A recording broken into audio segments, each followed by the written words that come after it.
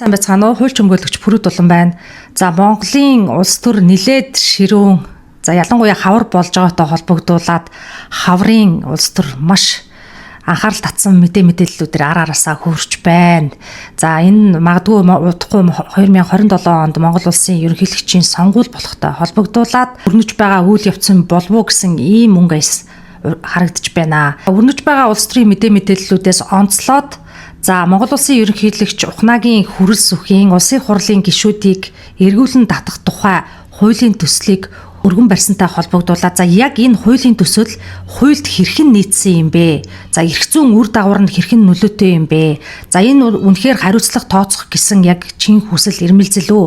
Эсвэл улс төрийн өшөө авалт уу? Ганц нэг гишүүний ёс зүйн асуудал олон нийтийн дургуутсал дээр дөрөөлж өөрийнхөө улс төрийн давцан дах байр суурийг бэхжүүлэх гэсэн энэ стратеги тактик үгүй юу гэдэг тал дээр яг өөрийнхөө зүгээс хууль чуныхаа хувьд анализ дүгнэлтийг энэ удаагийн бичлэгээрээ хүргэхийг хүслээ. За тэгээд аль болохоор довчхон, тодорхой, ойлгогдохуйц байдлаар тайлбарлахыг хичээлээ. Тэгээд та бүхэн энэ бичлэгтэй хамт байгаарай. За өнөөдөр Монгол улсад маш зөв мэд сонсогдох нэг хуулийн төсөл яригдж байна. За улсын хурлын гишүүнийг ёс зүйн зөрчил гаргасан үндслээр эргүүлэн татах тухай хууль. За энэ нь бол сонссон хэн бүхэнд маш ихээр таалагдаад за хүмүүс дэмжихээр ийм хуулийн төсөл орж ирж байна. За ёс зүйн улс төрч бол мэдээж улс төрд байж болохгүй нь бол хэн бүхэнд ойлгомжтой асуудал. За гэхдээ үүнийг хуулийн хүрээнд за цаашид болох эрх зүйн үр дагаврыг том зургаар нь авч үзэх юм бол ямар эрх зүйн үр нөлөө за хор уршгийг дагуулж болох за улмаар засаглалын институт сулрах парламентын дархлаа үгүй болох за улмаар айжмаар ерөнхийлөгч бүгдийг шийддэг хоорондоо хараат бус байх парламент гүйцэтгэх шүүх засаглалын засаглал хоорондын хяналт тэнцвэр алдагдах ийм үр дагавартай ийм ноцтой төслийн эхлэл болчих уу гэж яг хууль чуныхаа зүгээс бол харж байна. Учир нь юу вэ гэвэл энэ хуулийн төслийг санаачлагчийн зүгээс тайлбарлаж байгаа тайлбараар бол үндсэн хуулийн цэцийг за шүүх мэтээр энд оруулж ирж байна. За үндсэн хуулийн цэц бол за үндсэн хуулийн хүрээнд хууль хэрэгжиж байна уугүй юу гэдэг үндсэн хуулийн дээд хяналт бүхий гараат бус ийм байгууллага ба за үндсэн хуулийн цэцийг за улсын хурлын гишүүний ёс зүйн зөрчлийг шүүх мэтийн байгууллага болон хувиргаж байгаа ийм асуудал хөндөгдөж байна. За хэд хэдэн ноцтой асуудал бол энд яригдж байгаа. Монгол улсын ерөнхийлөгч өөрт олгогдсон эрх хэмжээгээ хэтрүүлж хууль санаачилсан гэдэг энэ үнцэг харагдаж байгаа. Өөрт олгогдсон эрх хэмжээгээ хэтрүүлснээрээ импичмент буюу өөрөө эргүүлэн татах хүндэслэл байгаа гэж харагдаж байгаа. За яагаад гэвэл Монгол улсын ерөнхийлөгч хууль санаачлахдаа улсын хурлын үйл ажиллагаа, улсын хурлын тэгтэй холбоотой хуулийг санаачлах эрхгүй юм. За энэ бол улсын хурлын тухай хуульд сайлаад заасан байгаа. За улсын хурлын тухай хуульд улсын хурлын үйл ажиллагаа гишүүний бүрэн эрхтэй холбоотой хууль тогтоомжийн төслийг зөвхөн улсын хурлын гишүүн санаачлана гэд заасан байгаа. Тэгэхээр энэ улсын хурлын үйл ажиллагаатай холбоотой улсын хурлын дэг юм уу альва үйл ажиллагаатай холбоотой асуудлаар ерөнхийлөгч ямар ч хууль санаачлах эрхгүй гэсэн үг.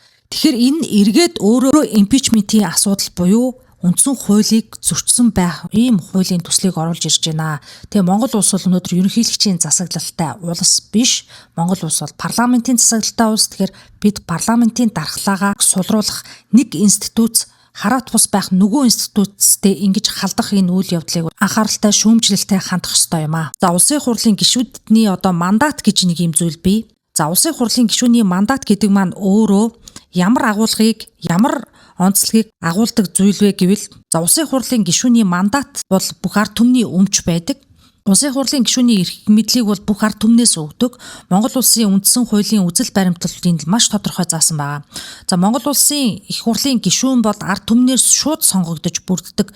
За чөлөөт мандаттай өөрөөр хэлбэл мандат нь аль нэг намынх биш, төрийн байгууллагын өмч биш, ерөнхийлөгчийнх бол бүрч биш ийм онцлогтой ийм мандат бүхий субъект. За үүнээс нэг асуулт гарч ирэн за ард түмний өгсөн мандатыг улс төрийн байгууллага буцааж хүчингүй болох уу гэдэг ийм хууль эрх зүйн асуудал гарч ирнэ. Чөлөөт мандат яагаад байдаг вэ гэвэл чөлөөт мандатын утга нь бол маш энгийн. За улсын хурлын гишүүн бол айхгүй саналаа өгдөг. За хараат бусаар аливаа зүйлд хөндлөнгийн ямар нэгэн зүйлд автахгүйгээр өөрийн бие даасан шийдвэрийг гаргах эрх бүхий ийм субъект байгаа. За олонхын эсрэг байр суурийг бол илэрхийлэх эрхтэй. Хэрвээ улсын хурлын гишүүн маргааш мандатаа алдахаас аль нэг ёс зүйн зөрчил гэх мэт зүйлсээс айгаад байх юм бол парламент өөрөө дархлаагүй, парламент өөрөө ямар ч чадамжгүй болох ийм эрсдлийг дагуулж байгаа маа. За тэгээд улсын хурлын гишүүлд бол аль нэгэн одоо төрийн байгууллага юм уу, аль нэгэн намын, аль нэгэн даргын хөнгө үзэмжинд тааруулж түүний дагуу шийдвэр гаргадаг ийм дуулууртай субъект байж болохгүй гэдэг ийм агуулга, ийм бие даасан дархлаа бүхий ийм концепцэд тулгуурлаж энэ манайх парламентын засаглал бие даасан байх парламентын дархлаа гэж үндсэн хуулиндаа агуулга бүхий зүйлүүдийг тусгасан байгаа. За бас нэг маш том анхаарах зүйл үүн дээр гарч ирж байгаа. За улсын хурлын гишүүдийн ёс зүй гэдэг нь бол ямар нэгэн хуулийн сонголт биш байдаг. За одоо та бүхэнд маш энгийнээр тайлбарлаж өгье. За ёс зүй бол захиргааны шалгуур биш. За ёс зүй бол ерөөсөө дэлхийд даяар энэ ёс зүй гэдэг бол ийм юм аа. Ёс зүйн зөрчил гэдэг бол нэг ойлголтоор нэгдмэл утгаар тайлбарлагдаж нэгдсэн томьёогоор томьёологдоод ингээд тодорхойлсон ийм ойлголт ерөөсөө байдаггүй. За өөрөөр хэлбэл ёс зүй бол ямар нэгэн захиргааны шалгуур биш байдаг. Аливаа нэг хүний үйлдэл үг ямар нэгэн хүнд ёс зүйгүй санагдсан байж болохч нөгөө хүнд нь ёс зүйтэй үйлдэл мэт санагдаж болно. Тэгэхээр энэ хүн хүний хувьд хүн хүний үнэлэмжийн өнцгөөс авч харах юм бол ёс зүй гэдэг бол өөр өөрөөр хэмжигддэг ийм хийсвэр ойлголт байгаамаа. За үүнд жишээд дурдах юм бол улсын хурлын аль нэг гишүүн засгийн газрын үйл ажиллагааг хатуу шүүмжилж, за түүндээ бол маш хурцаар шүүмжилсэн илэрхийлэмжийг илэрхийлсэн үг, үйлдэл гаргах юм бол ёс зүйн зөрчил гэж үзээд үүнийг парламент дахь улсын хурлын ёс зүйн байнгын хороогоор оруулаад ингээд улсын хурлын гишүүн ёс зүйн үйлдэл гаргасан байна гэсэн дүгнэлтийг үндэслээд тухайн гишүүнийг огцруулах, эргүүлэн татах ийм асуудал үүсэх юм бол энэ өөрөө улсын хурлын гишүүний хараат бус бие даасан байх, айхгүйгээр үг үзэл бодлоо чөлөөтэй илэрхийлэх, үнэн зөв үгийг шүүмжлэлтэйгээр илэрхийлэх чадамжаа алдна гэсэн үг. За энэ нь өөрөө ард түмний дуу хоолой хоригтой адил. За яагаад гэвэл улсын хурлын гишүүн бол ард түмний төлөөлөл гэдэг утгаараа ард түмний дуу хоолойг шууд хорж байгаатай адил гэсэн ийм утга санааг бол агуулна гэж яг хуулийн хувьд тайлбарлахаар байгаа. За парламентын үйл ажиллагаанд мандат авсан гишүүдийн хувьд олонх цөөхөн үг дуу хоолойгоор илэрхийлэгддэг.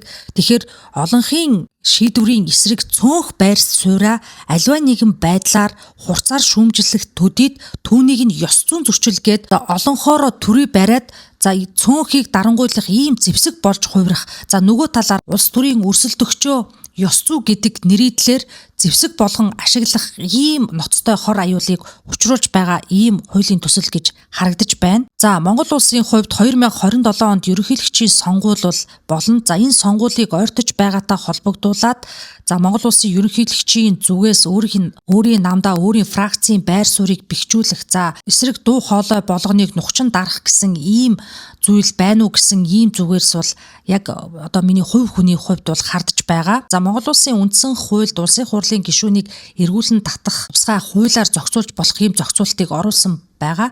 За гэхдээ эргүүлэн татах нь аливаа нэг гэмт хэрэгт холбогдсон шүүхийн шийдвэрээр эцэслэн тогтоогдсон. За гэмт хэрэгт холбогдоод шүүх тогтооцсон тохиолдолд эсвэл гишүүн нас барсан, гишүүн өөрийн хүсэлтээр гэсэн гих мэт зүйлүүдээр эргүүлэн татах ийм хариуцлагын механизм байдаг. За энэ бол мэдээж хууль шүүхийн байгууллагын тусдаа зохицуулах ийм харилцаа байгаа. За сүүлийн үед олонний анхаарал татаад байгаа улсын хурлын зарим нэг гишүүдийн ёс зүйн үг үйлдэлийн улмаас олон нийт бол маш ихээр бухимдаж байгаа. Гэхдээ энэ бухимдсан асуудал дээр дөрөөлж өөрсдөө улс төрийн оноо авах аль эсвэл өөрсдийн өрсөлдөгчдөө сонгуульд өгсөнтэй холбогдуулж одоо ёс зүй гэдэг нэрийг зэвсэг болон ашиглаж парламентын дархлааг суулгах, өөрсдийн засаглалын институцийг багжуулах ийм алхмыг хийж байж болзошгүй гэсэн хардлагыг өөрийн эрэхгүй төрүүлж байна. За энэ хууль бол нэг хүний ерөөсөө асуудал биш. Энэ бол ирээдүйд өрсөлдөгчөө зайлуулах, парламентыг сулруулах, за эрх мэдлийг төвлөрүүлэх боломжийг одоо бий болгож байна.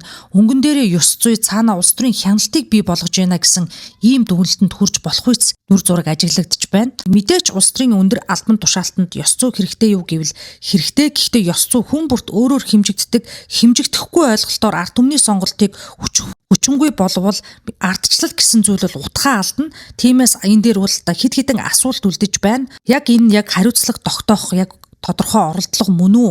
Эсвэл энэ 2027 оны ерөнхийлөгчийн сонгуулийн өмнөх улс төрийн бэлтгэл үү? Аль эсвэл ёс зүйгээр хатгавчилсан улс төрийн өшөө авалт уу гэдэг энэ асуултыг бас тавихыг хүслээ. Тэгэхээр за миний хувьд бол ерөнхийлөгч хүрс өгөх гэдэг хувь хүн гэдэг өнцгөөс нь шүүмжилж одоо энэ бүгдийг хэлэх гисэнгүй.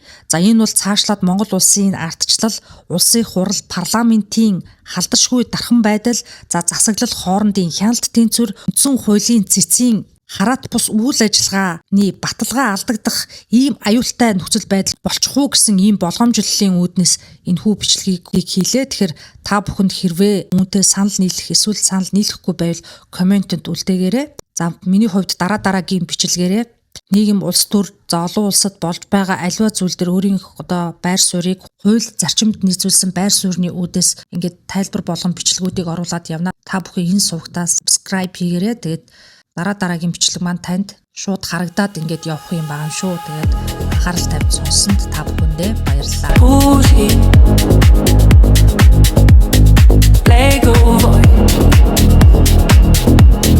Turn up, make a choice. They said stay quiet, keep your colors in the lines. But I'm tired of the silence, of rehearse, approved replies. I've got words like open windows, let the daylight in my chest. Every sentence that I publish is a heartbeat, is a test. This is my freedom, this is my choice. Speaking my truth as Poojilik voice.